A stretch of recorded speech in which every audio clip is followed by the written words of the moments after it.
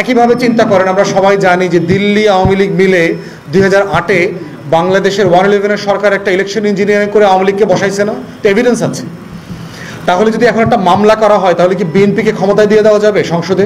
তো নির্বাচন করতে হবে না, 2008-এর সংসদটা নতুন করে আবার বসবে। তাহলে এই মামলা করে প্রশাসনিক দায়িত্ব নেবার যে কালচার তৈরি হচ্ছে, এটা কিন্তু একটা ব্যাড কালচার হয়ে থাকবে।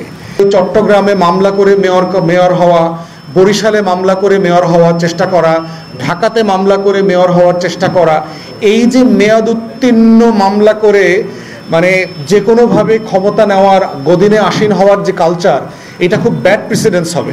2008-এর সংসদটা নতুন করে আবার বসবে।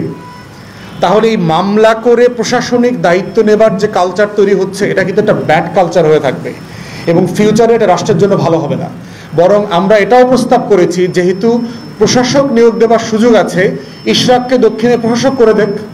যদি মেয়র করার তো টেকনিক্যাল প্রবলেম আছে অনেকগুলো, প্রশাসক করে দেখ, রাজনৈতিক দলগুলোর সাথে বসুক। বরিশালের ব্যাপারে আমরা বলেছি, চরমনের যিনি নায়েবে আমির, উনি ওখানে নির্বাচনে জেতার কথা ছিল, ওখানে লুটপাট করে নিয়ে নেওয়া হয়েছে, ওনাকে বরিশালের প্রশাসক করে দেখ সরকার। কিন্তু এখন যেটা হচ্ছে, কেউ কারো কথা শোনে না, বাধ্য করতে হয়, গাড়ি ভাঙতে হয়, গাড়ি আটকাইতে হয়, রাস্তাঘাট ব্লক করতে হয়, তা না হলে কোনো উপদেষ্টা, কোনো সচিবের টনক নড়ে না।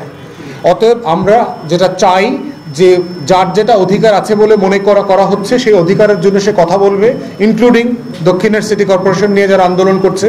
কিন্তু সিটি কর্পোরেশন ব্লক করে দিনের পর দিন, সপ্তাহের পর সপ্তাহ জনভোগান্তি তৈরি করা, সেবা বিঘ্নিত করা, অফিসার কর্মকর্তা কর্মচারীদেরকে ঢুকতে বাধা দেওয়া এবং কোনো কোনো সময় শারীরিকভাবে বাধা দেওয়ার ঘটনাও আমরা দেখলাম, সেইটা কোনোভাবে কাম্য হইতে পারে না। এগুলো আওয়ামী ফ্যাসিবাদী আমলে দরকার ছিল। যেই সরকারটা আমাদের সবার, যার সাথে কথা বলার সুযোগ আছে, যার সাথে বৈধভাবে ন্যায্যতার সাথে ঝগড়া করবার সুযোগ আছে, তাকে বাধ্য করে আওয়ামী স্টাইলে প্রতিবাদ মিছিল মিটিং কাম্য না। স্থানীয় প্রশাসনে প্রশাসক নিয়োগ না দিয়ে, সরকারি আমলাদেরকে দায়িত্ব না দিয়ে যেটা করা দরকার, যারা বিএনপি, জামাত অথবা বিদ্রোহী প্রার্থী হিসাবে স্বতন্ত্রভাবে বিভিন্ন জায়গাতে নির্বাচিত হয়েছেন কোনো মার্কা ছাড়া, তাদেরকে মানে যাচাই বাছাই সাপেক্ষে, যারা ফ্যাসিবাদের দোসর ছিল না, গণতন্ত্রের পক্ষে আন্দোলনে লড়াইতে সক্রিয় ছিল, তাদেরকে প্রশাসক হিসেবে দায়িত্ব দেওয়ার। এবং বাংলাদেশে আপনার এই কাউন্সিলর আছে, আপনার পৌরসভা সিটি কর্পোরেশন মিলায় প্রায় ধরেন ৬,০০০-এর মতো। তার ভিতরে প্রায় ২,২০০ হচ্ছে যারা আওয়ামী লীগ বিরোধী প্ল্যানেল থেকে হয়েছিল, তাদেরকে দেবার জন্য। এবং বিএনপির মহাসচিব জনাব মির্জা ফখরুল ইসলাম আলমগীরও কিন্তু একটা চিঠি লিখে বিএনপির ১৯ জন ব্যক্তি যারা মেয়র নির্বাচিত হয়েছে বিভিন্ন পৌরসভায়, তাদেরকে দায়িত্ব দেবার জন্য উনি অনুরোধ করেছেন। ওটাকে কিন্তু আমরা সমর্থন করেছি এবং বিএনপি মহাসচিবের এই সমর্থনের প্রেক্ষিতে আমরা বলেছি এটা শুধু পৌরসভাতে না, সারা দেশে করেন, কারণ সেবা বিঘ্নিত হচ্ছে। যদি মনে করেন যে এটাকে করতে জটিলতা আছে, তাহলে প্রশাসনে নির্বাচন দিয়ে দেন, সব জায়গাতে নির্বাচন দিয়ে দেন স্থানীয় প্রশাসনে। কারণ নির্বাচন দিলে যেটা হচ্ছে, আপনার সেবাটা কোনো না কোনো ফর্মে আবার জনগণের কাছে ফিরে আসবে।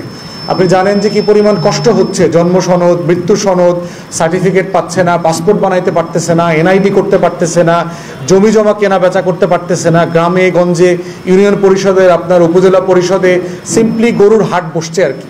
ওখানে কর্মচারীরা ওই ডিপার্টমেন্ট চালাইতেছে, আগের ঠিকাদাররা মিলে ওখানে চক্র ডেভেলপ করছে। এবং যেহেতু আপনার মানে যারা টিএনও আছেন, তারা নিজেদের ডিপার্টমেন্ট সামলায় আবার এডিশনাল রেসপন্সিবিলিটি পালন করতে আসলে ওনারা পারছেন না, এটা পারা সম্ভব না। শুধুমাত্র 2-3 দিন পর পরে ফাইল সাইন করছেন। এখন নির্বাচন দিলে ভালো যেটা হইতো স্থানীয় প্রশাসনে, সেটা হচ্ছে যে আপনার জাতীয় নির্বাচন করবার জন্য আমাদের নির্বাচন কমিশন এবং প্রশাসন প্রস্তুত কিনা এটা আমরা বুঝতে পারতাম।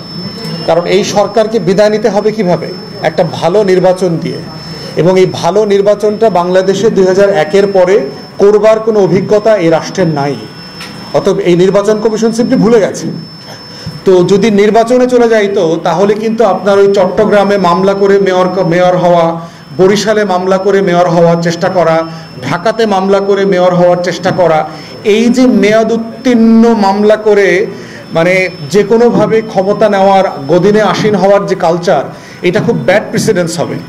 একইভাবে চিন্তা করেন, আমরা সবাই জানি যে দিল্লি আওয়ামী লীগ মিলে 2008-এ বাংলাদেশের 111-এর সরকার একটা ইলেকশন ইঞ্জিনিয়ারিং করে আওয়ামী লীগকে বসাইছে না? তো এভিডেন্স আছে। তাহলে যদি এখন একটা মামলা করা হয় তাহলে কি বিএনপিকে ক্ষমতায় দিয়ে দেওয়া যাবে সংসদে? তো নির্বাচন করতে হবে না, তাহলে অ্যাটলিস্ট একটা সেবা তো শুরু হবে। তো এই প্রসেসে যেতে পারলে যেটা হতো যে রাষ্ট্র তার সেবাটা তার নাগরিকদের জন্য সেফগার্ড করতে পারত। আর আন্দোলন সংগ্রামের ব্যাপারে আমরা বারবার বলেছি, এটা করাটা রাষ্ট্রের জনগণের একটা অধিকার, এটা করতে পারতে হবে। কিন্তু এটা করতে গিয়ে জনভোগান্তি যেটা হচ্ছে, আমরা গণ অভ্যুত্থানের পরে যে বাংলাদেশ দুইটাকে দেখতে চাই, সেখানে গণতান্ত্রিক অধিকার থাকবে, তবে জনভোগান্তি থাকবে না। ইতিমধ্যে সরকারের কাছে আমরা দাবি করেছি যে সরকারের ক্ষমতার যে কেন্দ্রবিন্দুগুলো আছে, এই কেন্দ্রবিন্দুগুলোর আশেপাশে বৈধভাবে মিছিল মিটিং সমাবেশ করবার জন্য জায়গা করে দেওয়া।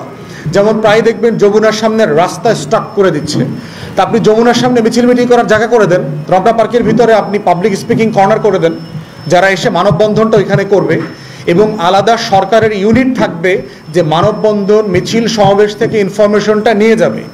এখন যেটা করতে হয়, সরকারের কেউ আন্দোলনের লোকদের কাছে গিয়ে সাহায্য করা অথবা বোঝার চেষ্টা করছে না। আপনি দেখবেন এখন প্রেস ক্লাবে যান, আপনারা দেখবেন তথ্য আপারা, শত শত আপারা এসছে সারা বাংলাদেশ থেকে, তারা অনশন করছে, অবস্থান কর্মসূচি পালন করছে, তাদের চাকুরি স্থায়ীকরণ করা অথবা মেয়াদ বাড়ানো হোয়াটএভার।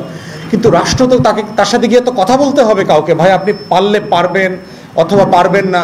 2 সপ্তাহে বাংলাদেশের অন্তর্বর্তীকালীন সরকার এখন পর্যন্ত 5 জনকে ডেকে চা খাওয়ার প্রয়োজনীয়তা মনে করে নাই।